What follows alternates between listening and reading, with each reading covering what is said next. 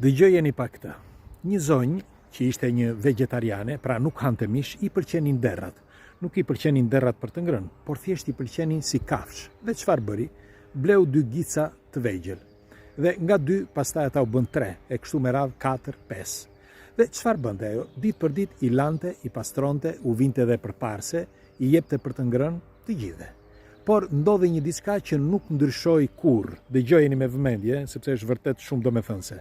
Ka ndodhur vërtet, jo? Dhe çfarë bënte kjo zonjë? Kjo zonjë i pastronte, rregullonte, i lante, i jepte për të ngrënë dhe i mbante brenda shtëpisë. Pra gicat nuk ishin mësuar si derrat e tjerë, pra që të ishin azat dhe të bënin çfarë të donin, por u mësuan në shtëpi. Pra brenda një shtëpie, brenda një territori të mbyllur, të hanin ashtu siç edhe njerëzit, të hanin si dhe të jetonin si njerëzit. Mirë po ndodhte diçka.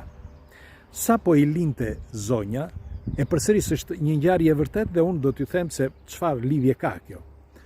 Sa po i pastronte zonja dhe i lante, i rregullonte, u vinte dhe përparse, nuk kalonin 5 minuta dhe ata kur dilnin në obor, bëheshin lum. Zonja nuk e kuptonte këtë. Në fakt, me kalimin e kohës u kërkoi ndihmë në rrjetet sociale njerëzve. Çfarë mund të bëj tha me këta derra? Dhe unë i shkruajta, është një zonjë nga Italia, po është vërtet, ka ndodhur para disa vitesh. Unë i shkruajta, i thash, moj zonjë, i thash unë, derrat e kanë në ADN, e kanë në gen.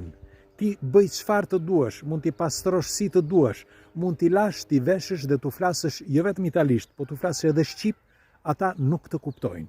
Sepse në fund të fundit, ti pasi i ke lënë, ata do bëjnë atë çka kanë bërë. Tani, pse po e them këtë?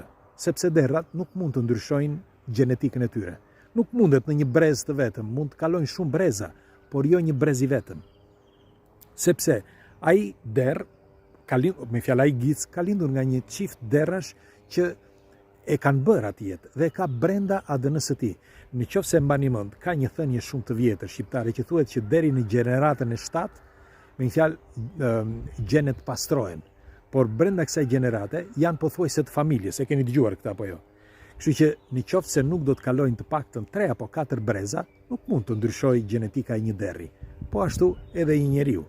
Megjithatë, informacioni është tepër i rëndësishëm, sepse me informacioni dal nga dal ndryshon. Jo vetëm ai derr ose ajo jetë e tij në atë moment, nëse ti e mëson që të haj brenda një shtëpie, të flas me ty, të komunikoj me ty, të lash ta pastrosh, pas disa brezash do të ndryshoj, por jo me njerë. Megjithatë kërkoj ndihmën tuaj. Çfarë mendimi keni ju për këtë argument?